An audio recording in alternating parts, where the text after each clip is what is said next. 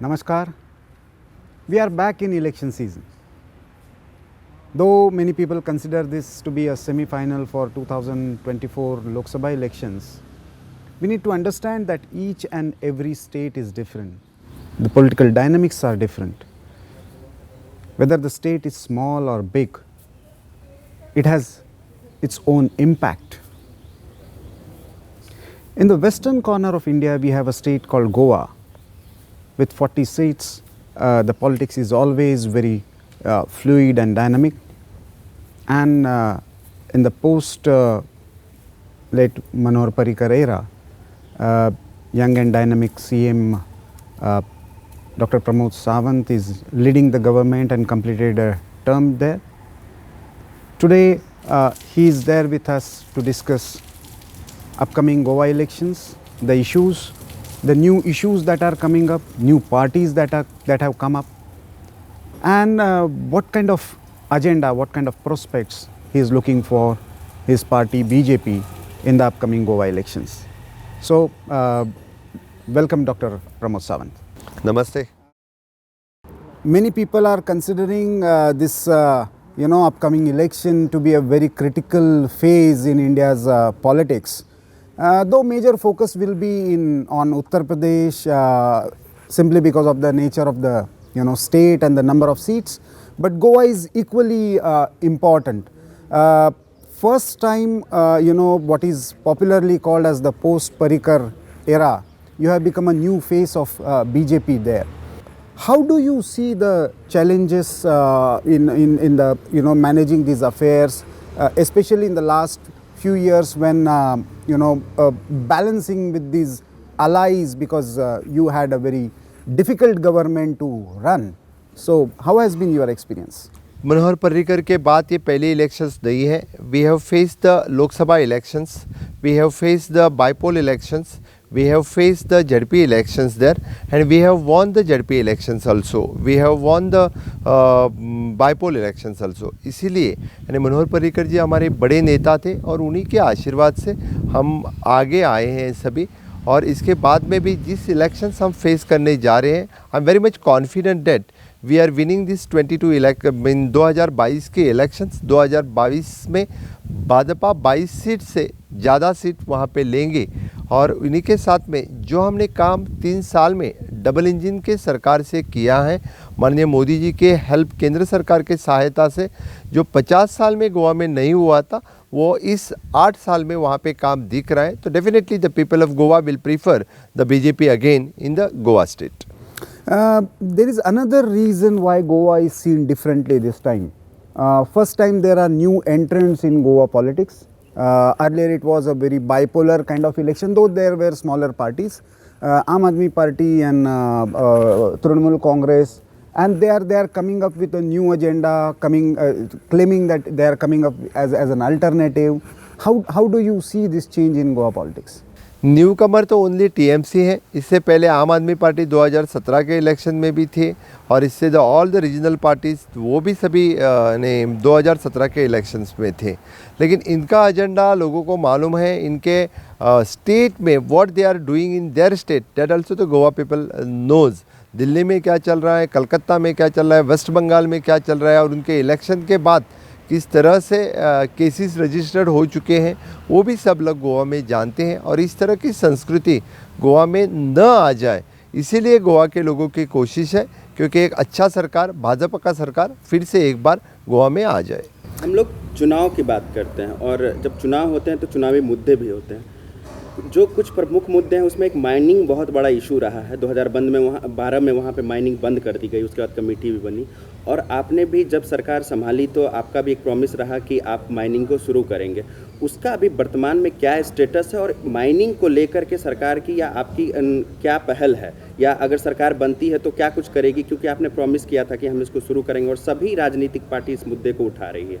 आप माइनिंग के बारे में क्या कहेंगे? मैं इसके बारे में 2 बड़ी डिसीजन आपको बता देता हूं कि माइनिंग कॉरपोरेशन हमने फॉर्म कर दिया है और माइनिंग कॉरपोरेशन का काम चालू हो गया है. The second thing which is the dump policy, the government of India ने डंप पॉलिसी डिक्लेयर करने के बाद हमने भी वहाँ पे गोवा सरकार की माइनिंग डंप पॉलिसी जो डिक्लेयर कर चुके हैं, इससे दो चीज़ हो गई, डंप पॉलिसी से माइनिंग एक्टिविटी गोवा में अभी इसी साल से बड़ी मात्रा से स्टार्ट हो गई। जो कि रिजेक्टेड डंप था, इतने सालों में उसको रिजेक्टेड कहते थे, वो फिर से एक बार एक्सपोर्ट हो जाएगा। इससे इकोनॉमी रिवाइव हो जाएगी। और माइनिंग कॉरपोरेशन के वास्ते माइनिंग लीजिस ऑक्शन करने के लिए ऑलरेडी प्रोसेस स्टार्ट हो चुका। तो आगे आने वाले सालों में माइनिंग एक्टिविटी और माइनिंग लीजिस ऑक्शन करना, दोनों प्रोसेस 100% स्टार्ट हो जाएगी। कह सकते हैं कि सरकार अगर भाजपा की बनती है तो माइनिंग प्रोसेस दोबारा से शुरू हो जाएगी। 110% माइनिंग प्रोसेस यानी दोबारा से माइनिंग एक्टिविटी, माइनिंग जो और एक्सट्रैक्शन, सब कुछ माइनिंग एक्टिविटी यानी दोबारा से यानी बड़ी मात्रा से स्टार्ट हो जाएगी। इससे जोड़कर लेकिन एक जो एनवायरमेंटल कंसर्न है उसको लेकर एक वहाँ पे सिविल सोसाइटी ग्रुप बना हुआ है, वो अपना मैनिफेस्टो लेकर आया है, वो एक तरीके से इसमें लॉबिंग करने की कोशिश कर रहा है। ये सारी एक्टिविटीज़, क्योंकि गोवा की पॉलिटिक्स में ये बहुत मायने रखता है, ये जो परसेप्शन बिल्डिंग और ओपिनियन मेकिंग है। मैं एक बात ज़रूर कहूँगा कि हम सस्टेनेबल डेवलपमेंट की बात करते हैं, चाहे वहाँ पे माइनिंग एक्टिविटी भी चाहिए और सस्टेनेबल रीति से चाहिए। गोवा सरकार ने कभी भी यानी डिस्ट्रक्शंस एक्टिविटी नहीं की है। यानी वो हम हमेशा के लिए यानी सभी माइनिंग हो चाहे वो बाकी प्रोजेक्ट हो, एनवायरनमेंट को ध्यान में रखते वक्त किए हैं। इसीलिए तो हम सस्टेनेबल डेवलपमेंट गोल में गोवा का नंबर जो 7 नंबर पे थे वो हम 3 नंबर पे पहुँचे हैं। It is according to the survey of India. एक पब्लिक अफेयर्स सेंटर का एक रिपोर्ट आया था और छोटे स्टेट में बेस्ट गवर्न स्टेट का। व्हाट आर दो special initiatives that make Goa best govern state? Definitely आपकी बात सही है, क्योंकि छोटे बेस्ट गवर्न स्टेट्स में हम छोटे स्टेट्स 3 नंबर पे आए हैं ऑल टुगेदर इसी में, और छोटे स्टेट्स में हम सबसे आगे थे। तो इसमें all and specially with the security purpose in the health infrastructure, in the overall infrastructure, हर घर नल से जल, ओपन डिफिकेशन फ्री, इस तरह के जितने सारे पैरामीटर्स थे उससे हम सबसे आगे थे। क्या आपके क्या प्रमुख बिंदु रहेंगे when you are approaching the voters? What is going to be the main agenda to sell that, you know, this is the track record and this is what we are promising? इससे मैं कह रहा हूँ कि जो हमने manifesto दिया था वो मैनिफेस्टो हमने 70% मैनिफेस्टो जो कंप्लीट किया, और आगे आने वाले इसमें हम बोल रहे हैं कि जो हमने काम किया वो काम हम दिखा रहे हैं। और आगे आने वाले ने इसके लिए हम कहते वक्त हम कह रहे हैं कि माननीय मोदी जी ने जो आत्मनिर्भर भारत मिशन स्टार्ट किया है उसको आगे लेते वक्त स्वयंपूर्ण गोवा, सेल्फ रिलायंट गोवा बोल के हम हर एक गांव में, हर एक ग्राम पंचायत में लेके जा रहे हैं। आप काम की बात कर रहे थे, आप अपनी काम गिना रहे थे। अभी पिछले 2 साल से देश और गोवा भी जो है कोविड से जूझ रहा है। अभी फिर से ओमिक्रॉन का खतरा हमारे ऊपर है। उसके बीच में फ्लड भी आया जिसको आप ग्राउंड पे गए और पर्सनली डील किया। इन सब के बीच क्या आपको लगता नहीं कि आपका जो काम था, जो प्रायोरिटी पे सरकार ने जो की थी, तो वो पैंडेमिक के वजह से वो थोड़ा बैकफुट पे चला गया, और ओमिक्रॉन के वजह से जो आने वाले चुनाव हैं उस पर कितना असर पड़ने वाला और आपके काम पे कितना असर पड़ा? आपकी बात ये सही है कि कोविड के कार्यकाल में ढेर सारे सभी काम से पीछे रहे हैं, लेकिन डेफिनेटली कोविड में भी हमने बहुत अच्छा काम किया है। और फिर से एक ओमिक्रॉन का संकट आने के बाद इसका असर इलेक्शन के ऊपर और काम के ऊपर पड़ने वाला है, लेकिन इससे भी हम उभर के यानी गोवा में उसका अच्छी तरह से मैनेज कर रहे हैं, कोविड कंट्रोल कर रहे हैं, और कोई भी economical activity without hampering, and we are doing the management of the Covid.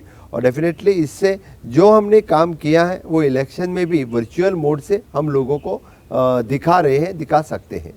एक Aam Aadmi Party is trying to make education and employability as the key issue, and you also had countered when they said, you know, education model of Delhi, and you said, you know, we have got much better infrastructure in Goa. You spoke about the this model career center also, and the ensuring employability aspects. So how are you going? मैं इससे कहते वक्त मैं ज़रूर कहूँगा कि education model Goa में सबसे अच्छा मॉडल है, और इससे प्राइमरी से लेके हायर एजुकेशन तक सभी इंफ्रास्ट्रक्चर हो, ह्यूमन रिसोर्सेज हो, एक नए मॉडल के साथ हम काम कर रहे हैं। और इससे ऐड होके अभी हमने प्राइवेट यूनिवर्सिटी बिल पास किया, ढेर सारे प्राइवेट यूनिवर्सिटी प्लेयर्स गोवा में आ रहे हैं। और इससे अभी national science forensic university Goa में स्टार्ट हो चुकी है, इंटरनेशनल स्कूल ऑफ लॉ, इस तरह के डिफरेंट यूनिवर्सिटीज़ मॉडल गोवा में स्टार्ट हो रहे हैं। इसलिए प्राइमरी से लेके पोस्ट ग्रेजुएट तक यानी डिफरेंट इंफ्रास्ट्रक्चर और ह्यूमन रिसोर्स में गोवा हमेशा के लिए 1 नंबर पे रहा है। गोवा की पहचान की बात करें तो ज़्यादातर उसकी पहचान टूरिज़्म से वहाँ के बीच से, वहाँ के चर्च से होती है। जबकि अगर क्रिश्चियन पॉपुलेशन देखें तो तकरीबन 26 से 27% वहाँ का पॉपुलेशन जो क्रिश्चियन पॉपुलेशन, बाकी पॉपुलेशन जो है हिंदू हैं और बाकी लोग हैं। ऐसे में नहीं लगता है कि जो बाकी पॉपुलेशन परसेंटेज है उसको इग्नोर किया जाता है। अभी हाल में ही आपने एक मुहिम चलाने की बात की, जो हिंदू टेम्पल रिस्टोरेशन की जो बात की, आपको नहीं लगता है कि क्या इससे आपने एक टर्म भी दिया कि हिंदू संस्कृति और मंदिर संस्कृति को वापस लाने की बात की, आपको नहीं लगता है ये दूसरा पक्ष को खुश करने के चक्कर में पहला पक्ष नाराज होगा? जी बिल्कुल बिल्कुल नहीं है, मैं ये बात कहता हूँ क्योंकि एक बात सही है, क्योंकि इससे हम मैंने जो गोवा का कल्चर है, एक्चुअल कल्चर है, वो लोगों को दिखाना चाहिए। इसमें चाहे वो टेंपल टूरिज़्म हो, बाकी टूरिज़्म, इंटरलैंड टूरिज़्म हो, गांव की संस्कृति हो, गोवा की संस्कृति हो, इसके बारे में हमेशा के लिए लोगों के में जो बात होनी चाहिए वही बात हम लोगों को दिखाना चाहते हैं।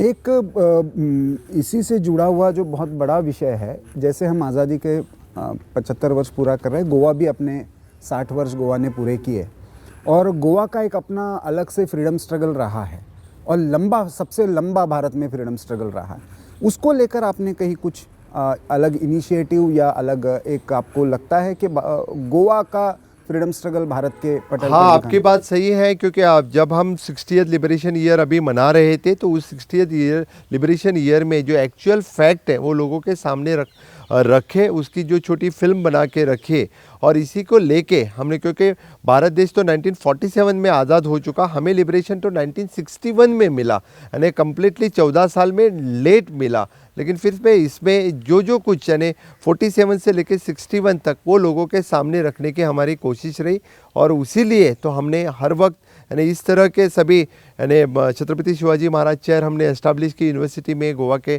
फ्रीडम स्ट्रगल के बारे में और गोवा के एंशिएंट हिस्ट्री से लेकर अब तक जो रिसर्च पे पब्लिश करना चाहिए, उसीलिए यूनिवर्सिटी और डायरेक्टर ऑफ हायर एजुकेशन से हमने ये काम भी इस बार करवाया। एक भाजपा में इंटरनल टसल और रिबेलियन की बात चल रही है, कुछ लोग पार्टी छोड़कर भी गए जो आपके साथ मिनिस्टर थे, उन्होंने इधर आम आदमी। भाजपा तो देश प्रथम वाली पार्टी है, वहाँ पे लोग जो खुद को ज़्यादा पसंद करते हैं, अपने बने किसी वाइफ को टिकट नहीं मिला इसके ऊपर वो जो छोड़ के चले गए, बाकी तो बाकी भाजपा के कार्यकर्ता भाजपा के साथ में है। गोवा की बात होती है तो वहाँ के ड्रग कल्चर की भी बात होने लग जाती है।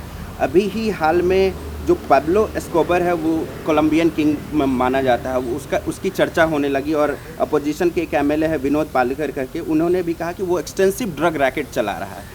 ड्रग अब्यूज और ड्रग कल्चर को रोकने के लिए आपकी सरकार ने क्या किया? मेरे सरकार के कार्यकाल में यहाँ पे ड्रग्स को कभी थारा नहीं दिया है और इससे आगे भी नहीं देंगे। इसीलिए मैं कहता हूँ कि हर बार ड्रग्स सीज करना, कोई जो बिजनेस है उनको हैम्पर करना, इसीलिए मैंने बड़ी मात्रा से काम किया हुआ है। मैरीटाइम क्लस्टर और वरना इंडस्ट्रियल स्टेट को लेकर आपने एक बड़ा ये किया। जी हाँ, आपकी बात सही है, क्योंकि हमने हाँ मैरीटाइम क्लस्टर जो है गोवा का पहला मैरीटाइम क्लस्टर हमने गोवा में स्टार्ट कर चुके हैं और इसी के साथ मुझे लगता है कि द कोकण मैरीटाइम क्लस्टर जो गवर्नमेंट ऑफ इंडिया के हेल्प के साथ हमने यहाँ पे स्टार्ट किया है। कैसा देखते हैं आप परफॉर्मेंस बीजेपी का? Definitely BJP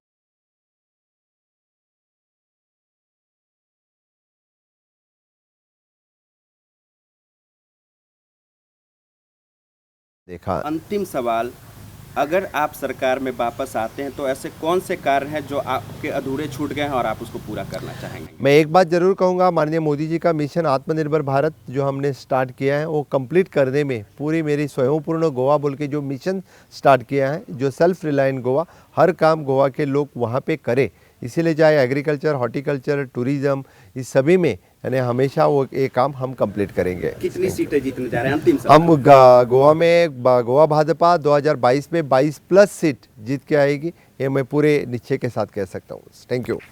This was Dr. Pramod Sawant with us as we discussed right from the legacy of Mr. Manohar Parrikar to the challenges of running a coalition government, his whole agenda, performance and the future promises. Now it is up to the voters of Goa to decide the outcome which we are going to see on 10th of March. Thank you very much for joining this conversation with organizer.